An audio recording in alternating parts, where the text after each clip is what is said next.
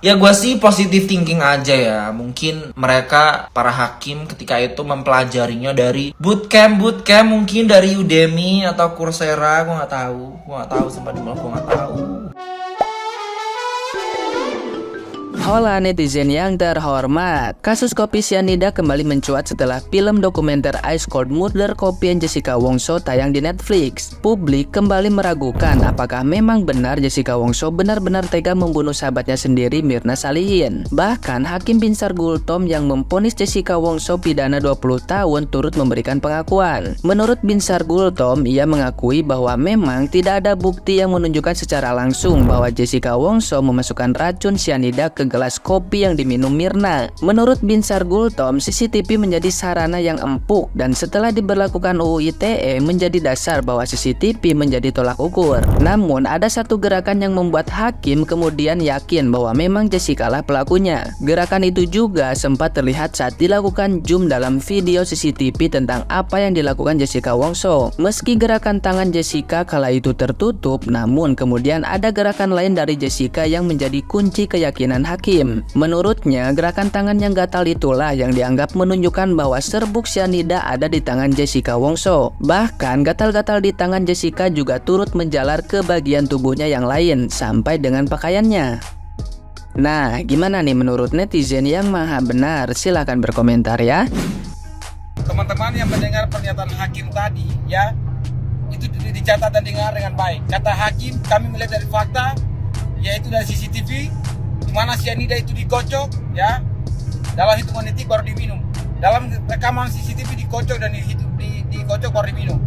Sesuatu kalau berbohong dari awal, ya, terkait perkara kasus sianida seperti ini, ya, makanya lama-kelamaan kebohongan itu makin nampak. Hakim ini perlu ke pembohongan publik, ya, mana ada rekaman CCTV yang melihat bahwa ada racun sianida yang dikocok, ya kan? Oke, dari saya seperti itu. Marilah terus ikuti, ya, perkembangan tentang kebohongan yang terus terungkap, ya. Salam. Kayaknya oma gue meninggal karena sianida deh.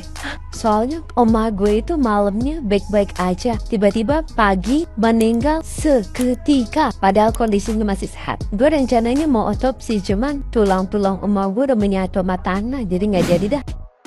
Ngene rek, engko delokne video sing tak sedikit iki utuh kok piye. Aku nggak terlepas dari Jessica iku memang bener-bener bersalah atau enggak. Tapi lek di persidangan seseorang bisa dinyatakan bersalah kalau memang terbukti dengan adanya dua alat bukti yang sah yang memberatkan gitu loh. Sing memberatkan iki Hakim Dewi ngomong tidak ada bukti, tidak ada alat bukti, tapi kok divonis bersalah gitu loh. Ini terlepas memang dia yang bersalah atau enggak. Cuman ini kan kita ngomong selama persidangan. Memang kalau Jessica bersalah ya memang harus dipenjara, kalau enggak ya harusnya dibebaskan gitu loh. Cuman yang tak komentari hakim ini kok ngomong ya apa ya dia koyok seakan-akan iku memutuskan Jessica bersalah iku berdasarkan insting ngono loh. Iki apa sih? Jangan geblek aja.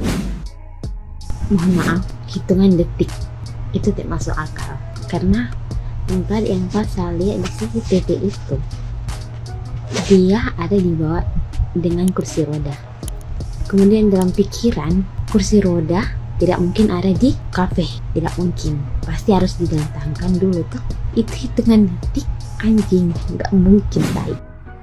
Saudaraku yang terkasih, saya mulai mencari bagaimana tentang sianida dan dosis berapa sekiranya sianida itu bisa membunuh setelah mendengar pernyataan seorang hakim yang menyatakan bahwa dia nggak percaya dengan ahli dari luar negeri, dari Australia. Dia lebih percaya ahli yang diajukan oleh jaksa. Dia mungkin tadinya sebut polisi ya, mungkin Anda bisa lihat di Kompas juga. Nah, saya akhirnya mencari literaturnya karena saya ngerasa bahwa Bapak Hakim ini terlalu percaya dengan orang yang memberikan informasi dengan cara yang arogansi, sehingga mau nggak mau Bapak yang minim literatur atau minim literasi tentang sianida menelan mentah-mentah informasi yang diberikan. Disitulah saya merasa prihatin. Memang seharusnya seorang aparatur negara, baik itu hakim, jaksa, harus harus belajar di luar hal yang harus dia pelajari. Itu juga terjadi di keilmuan yang lain. Anda harus belajar, Anda harus browsing, Anda harus cari jurnal. Nah, saya memang belum sampai mencari jurnal terlalu dalam, tapi saya sudah menemukan jawabannya. Saudaraku yang terkasih, sianida adalah racun yang sangat mematikan dan dapat menyebabkan kematian dalam hitungan menit hingga jam. Iya benar, dosis sianida yang mematikan bervariasi tergantung pada jenis sianida dan cara paparannya. Dalam dosis kecil, sianida dapat diproduksi oleh bakteri, jamur, dan alga tertentu. Sianida dalam dosis kecil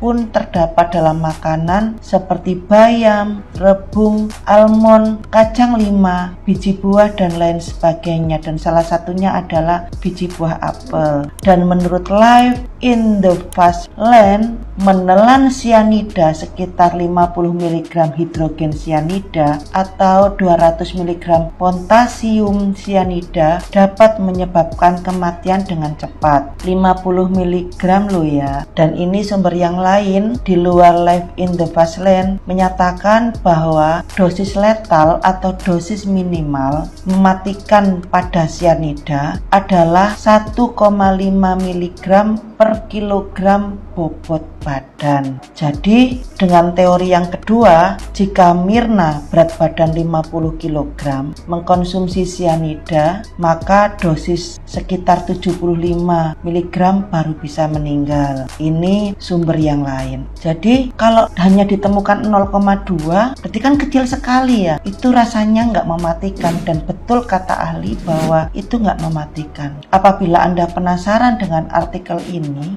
ini telah tayang di kompas.com dengan judul Efek Sianida Jika Tertelan dan Pertolongan Pertamanya. Jadi Anda bisa klik untuk baca https://regional.kompas.com/red-2021-17192668 yang judulnya adalah Efek Sianida Jika Tertelan dan Pertolongan Pertamanya. Jadi saudaraku yang terkasih, ini pembelajaran besar buat kita sebelum kita menentukan suatu keputusan, apalagi Anda adalah pengemban kebijakan. Nah, Anda harus hati-hati dalam memutuskan, jangan terburu-buru memutuskan, jangan hanya karena ucapan seperti kompor, provokator, yang ya seperti kita tahu lah orangnya siapa, yang kita kalau ngelihat aja enek gitu ya, seolah-olah semua orang itu dikenal sama dia, khususnya para petinggi, dan seolah-olah orang-orang yang menurut saya berkelas, dia tuh bukan siapa-siapa gitu loh di matanya dia. Nah, jadi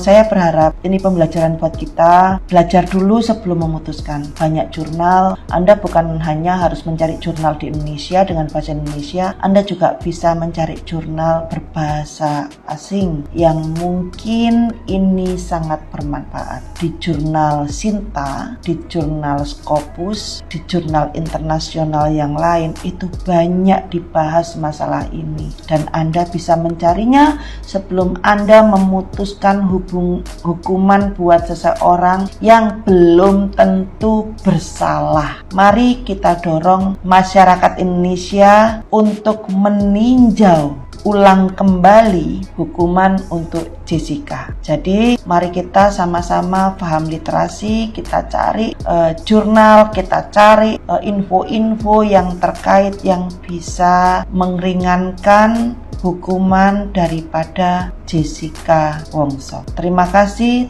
Tuhan memberkati.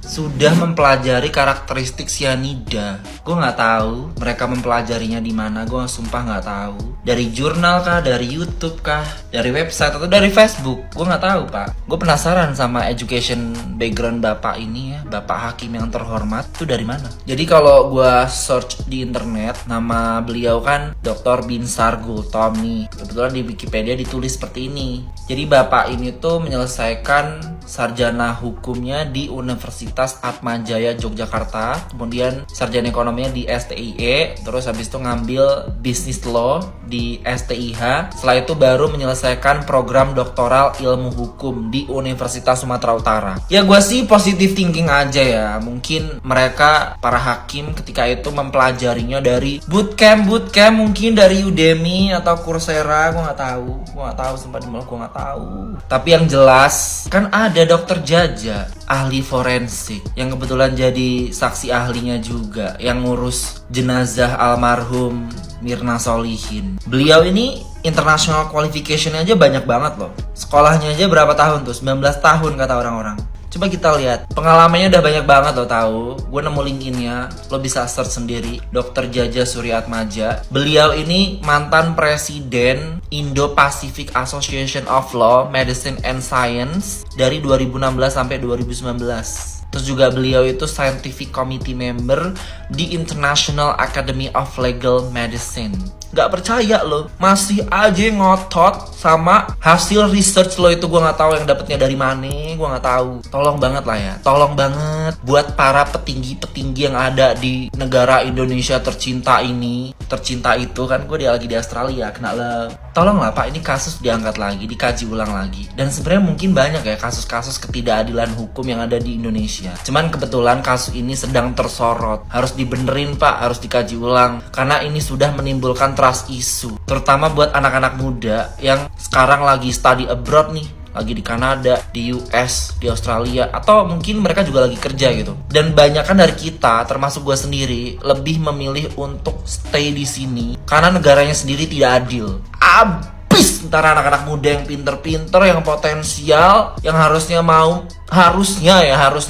membangun negeri, karena kita melihat kesemrawutan ini ya jadi ogah balik. Jangankan gue ya, jangankan kita ini yang jalur mandiri, orang-orang yang udah jelas-jelas pakai dana LPDP aja mencari-cari cara gimana caranya mereka dapat sponsorship dan bisa stay back di negara yang mereka lagi kuliah tuh. Benerin lah. Sumpah ini kalau dibiarin aja ya, sumpah lo mungkin gak sadar gitu, mungkin fine, oke. Tapi 1, 2, 3 ratusan ribuan anak-anak muda makin lama makin banyak yang kabur ke luar negeri pak. Just so let you know aja, karena gue di sini mengalami. I'm telling you ya, kalau nggak percaya ya sudah kita lihat aja apakah 2045 Indonesia akan menjadi negara maju. We will see.